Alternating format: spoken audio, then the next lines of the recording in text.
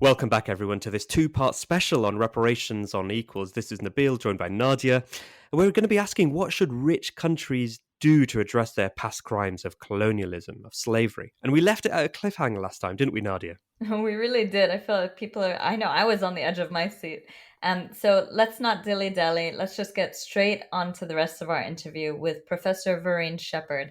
And in case our listeners missed the first episode, please do go back and take a listen because Verene really painted this very vivid picture of the colonial era in the Caribbean and helped us understand how that's translated into the economy and societies in the Caribbean today. And she really made the case for reparative justice. It was a very, very moving episode, Nadia, wasn't it? And look, sometimes people say, what does that actually look like? What does reparations practically mean? Today's episode seeks to answer that very question. We'll be speaking again to Professor Shepherd, who's worked on a plan for reparative justice. We're also really humbled to have Dr. Grieve Chelwa back on the show. He's previously been on Equals. He's a Zambian scholar and advocate. He's the director of research at the Institute of Race, Power and Political Economy, and he's been somebody who's been working on this issue of reparations. Excellent. Well, let's get straight to it then.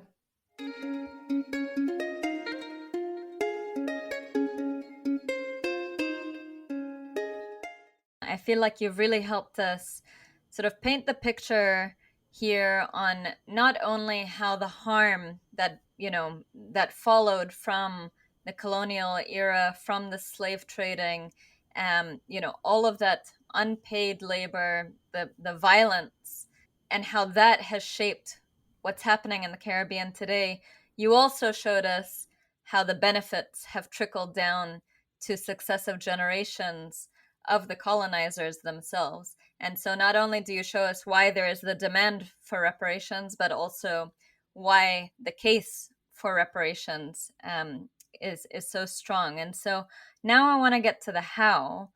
What does that look like practically, and for who? Yes, by the way, there are people and institutions in the UK, who are supportive. So it's not everybody who doubts the benefit. There are enough people who Yeah. are on our side, and I'm really happy about that. Okay, so the CARICOM heads of government established in 2013 a CARICOM Reparation Commission. The commission has come up with a blueprint or a strategy for claiming reparatory justice. It is called the 10-point plan. And here is the 10-point plan. I will just summarize because we don't have time to go into all the explanations. But it begins with a full formal apology. We do not regard a statement of regret that we have been hearing from the royal family in Britain as any apology. That's not an apology. Saying you're sorry or I regret and it shouldn't have happened, that's not an apology. A full formal apology has three dimensions. You accept responsibility, you commit to repair, and you commit to non-repetition. That's what an apology is like. We are still waiting on that. So there's the first point. An Indigenous Peoples Development Program is the second point. Repatriation to Africa for those who require it. Not everybody wants to go back. Those who want to go back must be funded to go back and settle.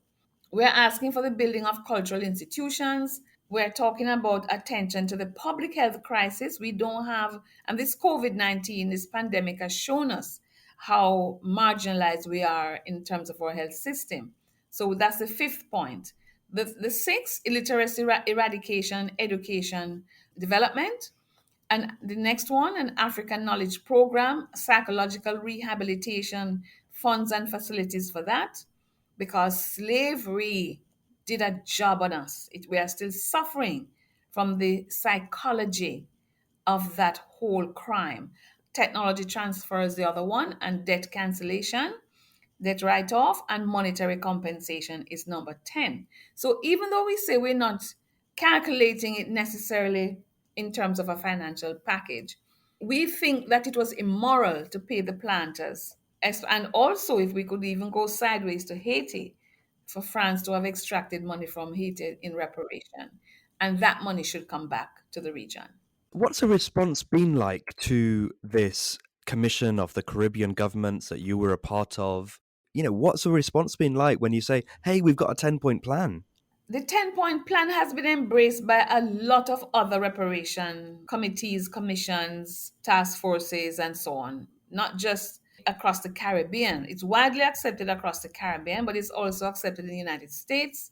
The National African American Reparation Commission has embraced it. I've been to Germany, where there are communities of people talking about it. So it is widely accepted. But of course, we're going to have opposing voices. You have those who say it's too long in the past, but if you have not settled a crime in the past, it still continues. There are people who are saying, well, the victims are all dead, but in international law, there is nothing to stop the descendants of those who were harmed by a crime from claiming reparation. So we do have opposing voices, but we also have the justification for why this is a right. A wrong was done, a crime was committed, and those who committed a crime have the right to make amends for such crime.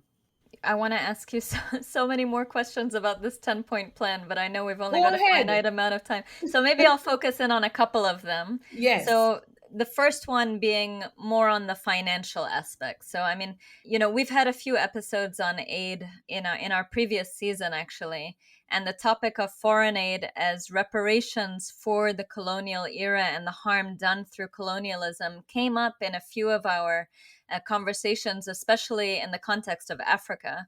I wonder, when you're thinking about, and when not just you, when you and your colleagues and people working on this are talking about monetary compensation, is aid in the same framework of that, or do you separate it entirely? What do you think of the concept of aid as reparations? And then you mentioned debt cancellation as well. I wonder if you can go a bit deeper on that. Aid is not reparation. Aid is aid. A grant is a grant. I know that former colonizers like to speak in terms of aid because they want to feel benevolent to the region. But when you're talking about a right, when you have a case in court, for example, somebody did you a wrong, committed a crime, and you are going to seek compensation in court, the judge isn't talking about aid. The judge will be levying a charge on someone who committed a wrong. So that's what we're talking about, not aid. But I know Europeans like to talk in terms of aid. They like to feel benevolent. They like to treat us like children, as if we're there, so poor and pop down, and it's their fault. No, you committed a wrong. You have a right to repair it. You have to cough up the money to make sure that the countries that were harmed are put on a development path. We have a right to development. We don't want your aid. It makes you feel good and it is temporary. We're talking about reparatory justice, repairing and making amends for a crime that was done through various strategies. And I have just outlined some of the strategies. Debt write off, debt cancellation, because too many of the governments of the region are paying too much out of their dollars to pay loans from Europeans at really high interest rates. If perhaps we wouldn't have needed so many of those loans if we had gotten a compensation package, a reparation package, which our leaders were asking for in the 1950s. And yet, by the way, that somewhat go look up something called the Colombo Plan, which Professor Hilary Beckles has researched and said when the Eastern countries, when the Asian countries asked for reparation, they got it. Some of them got it, but not the Caribbean. And it is racism over on this side because of the racism which is attached to the black skin, and because of the chattel enslavement over this side, and the way that has come down to affect us. Britain was in Jamaica for 307 years and extracted our wealth and then tell us go develop. That is so immoral, by the way. I also just want to hear from you on a very maybe personalized basis, for you, Verene, personally. Out of this 10-point plan, we talked about the financial side, but it's so much more than that, clearly. What is most important to you? I think about the benefits of reparation because reconciliation between victims and beneficiaries are possible is possible. You know, reparation can restore equity in social relations, equality before the law, and justice within the fabric of diversity, and it can help to heal the wounds of the past. So I am looking also at that, but I'm also looking at how my country, how my region could be better with a injection of capital. No, remember, we are saying we want a development package which will address health and education and the physical infrastructure, agriculture. So my hope is to see a country that is more developed than what it is now and that can make some leaps and bounds in that regard. And it is personal to me, because I grew up on a former plantation in one of the parishes called St. Mary. It was owned by members of the Hibbert family, popular, rich family in the UK. I want reparation for those men and women whose names, by the way, I have researched and gotten from the archives in the UK. These men and women, like Wanika, I want resolution for their pain and what they suffered and what the Hibbers got as compensation. A wrong was committed, a crime was committed. We need a settlement for that crime. But what I see now is a pushback in the United Kingdom. All the gains that were made, I'm seeing a reversal of some of those gains. So many people had come on board. Many of the universities are still studying. But what I don't see is a support from the for the Caribbean in terms of lobbying governments and the British royal family. So universities and individuals and families, they're studying and they're writing books and they're putting out reports. Where's the advocacy on behalf of the Caribbean? That's what I want to see. Verene, this speaks to a broader struggle. It speaks to a movement, and it's really a global movement as well. Now, you've got this role now with the UN. Just to end, where's a movement at? What are you trying to achieve through the UN, for example? Where are things going? Okay, and thank you for mentioning my role at the UN. I'm very excited, very honored to have been appointed as the current chair of the Committee on the Elimination of Racial Discrimination. It is a good platform, and the 18 members of this committee are committed people, committed experts working to see if we can put a dent in the existence and the harm done by hate speech, hate actions, racial discrimination in the world. So, what we do is to embrace this opportunity to talk with states when they come before us, and we will sit down and talk with them about what are they doing in their countries to eliminate racial discrimination. That's our platform, and that's what we're trying to do. And when we see extreme cases, we call them out, we write statements, we have webinars. Some people might say the UN doesn't achieve anything, but I say let us embrace whatever chance we get to operate on that global stage. It is a global stage, and I'm embracing it.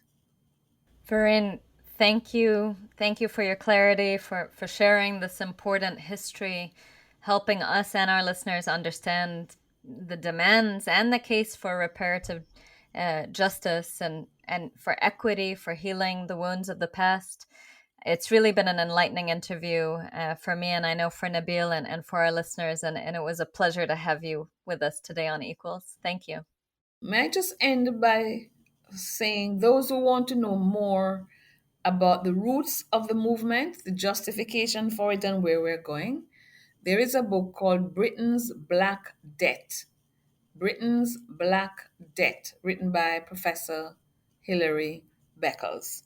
And for the children who might be watching, I am the director of the Center for Reparation Research, as I think you have said, and we have just put out a book called Introduction to Reparation for Schools, so the young ones can have an understanding of what this is all about. And it's published by the University of both of them are published by the University of the West Indies Press. They're online. People need to be reading those books and not just learning or not learning about Henry VIII's six wives and so on. So, You see, we need to ensure that we do have decolonization of our curriculum, and that we broaden the sources. Nothing wrong with learning British history, by the way, but the people in the UK must learn that British history is wrapped up with Caribbean history. It's not British history over here, Caribbean history over there. We're intertwined, and the sooner we understand that, the better we will be in terms of relating to each other. wonderful. Thank you so much, Verene. It's been amazing. You're quite welcome. Take care. Bye.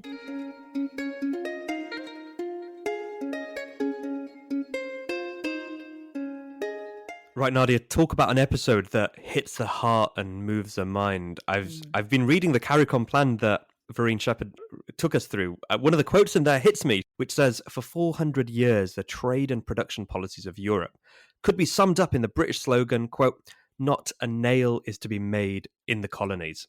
Oh, that is hard hitting. And I mean, one of the things that struck me was just how practical the plan is, right? I mean, here are all the recommendations on how reparative justice could move forward. And we've got lots of reading material as well for after we finish these episodes. But let's shift now continents and get some reflections on what we've heard. It's great to welcome Dr. Grieve Chelwa back onto Equals. Hi, Grieve. Thanks for being with us. Hello, my good friends Nadia and Nabil. So nice to be on your amazing podcast again. I mean it. I always have lots of fun. I love it. I love it, Grieve. Let's get talking about reparations, right? And we've heard about the push for reparations, Grieve, from a Caribbean perspective. Can you walk us through, as an economist on the continent, how important is reparations, on the African political agenda? Is anything happening? That's an important question. I mean, there is some discussion, debate. I think in informal settings, one tends to hear about repair for the harms that have been done over centuries. But I would say that the debate may not have reached the advanced stage that one sees, for example, in the Caribbean or in the CARICOM countries. My work colleague and friend Derek Hamilton recently attended a meeting, a conference, I think one of the first kind of conferences of this nature. There might have been many, but one that I'm aware of in Accra, Ghana, where there was an intent to begin to formalize such a debate on the African continent, or even though that gathering was really for the African diaspora writ large. But Nabil, to answer your question, one doesn't see the level of debate, engagement, even so, the kind of 10-point plan that you just discussed in this in the run up to this discussion, one doesn't see that on the African continent. What one saw when the Queen died was, quote unquote, in informal settings, right? One sees this active engagement of, right, okay, it's sad that, death is always sad, but there was this sort of folks were talking about, when are we going to get what was stolen from us? Be it actual physical minerals, physical human beings. The fact that counterfactual history would have been in a different kind of place if not for British colonialism, if not for imperialism, if not for the slave trade. So one did see this kind of engagement and debate in informal circles, in informal settings on the continent, if one can call it that. But in formal places, like I think the example of African heads of state, right? One also sees lots of them falling over themselves to offer condolences, to travel to the UK and be pushed around in buses. But I think when one goes to the Caribbean, I think one sees a different kind of debate, even at the level of heads of state, in the way that one engages with issues of reparatory justice, issues of reparations. And I'm thinking here about, Her Excellency Mia Motley, for example. One sees that kind of engagement, which Yeah. one doesn't see on the continent here. It is, and Prime Minister Motley is really a force to be reckoned with increasingly, I feel, in global discussions also about, shifting power, about neocolonialism in finance as well. And actually that's something I wanted to ask you about. One of the issues that came up in our interview with Verene was the idea of debt cancellation as a form of reparations. But how does that jive with the framing, or does it sit with you in the context of Zambia and its colonial history? I think one has to see the debt crisis, or I mean the current iteration of it, but we go through these debt cycles. And I think the reason why we go through these debt cycles is history, right? We were set up to fail in many ways because of history. And that therein is the debt problem. We're always having to, given how we were integrated into the world capitalist system, we rely so much on natural resources. Our attempts at industrializing, or getting out of that historical path dependence, are often thwarted. And I think from that point of view, it's useful to think about debt cancellation as a form of reparations, but not as the reparations, right? Because one might say, okay, we've cancelled Zambia's $15 billion worth of external debt. Now that's it. We've repaired you. That's it. We've done the rights. We've righted history. Now go on and get started. But the hurt, quantification of the hurt, I imagine that's a huge incalculable number, right? That's an incredible number. So you say a form of reparations, and I think that actually is consistent even with how Verene was speaking about it. These things, financial compensation, for example, is one component of a broader plan that's laid out. So in your mind, if debt cancellation could be one form of reparations, what are some of the other reparative actions that could be taken for the continent in your view? I think it's got different components. Certainly, financial redress is important. Now, here I'm thinking about the South African case, for example, where they had a truth and reconciliation process. So for them, restorative justice focused only on truth and reconciliation, right? So people get together, people own up to the mistakes that they made. Perhaps they say sorry, and then there's some form of reconciliation. But then this was not accompanied by financial redress. And in many ways, we see, I mean, it's not controversial to say that one sees this polarization, in recent parts. I think one has seen the protests there, one has seen this sort of like, there's a lot of animosity that's building up. And I think that's because the process of restorative justice focused on only one aspect, not on the other. So I would say this has to be a process of truth and reconciliation, a process of saying, sorry, a process of owning up to some of the harms. But in addition to that, we're going to also give monetary redress. I think that's important.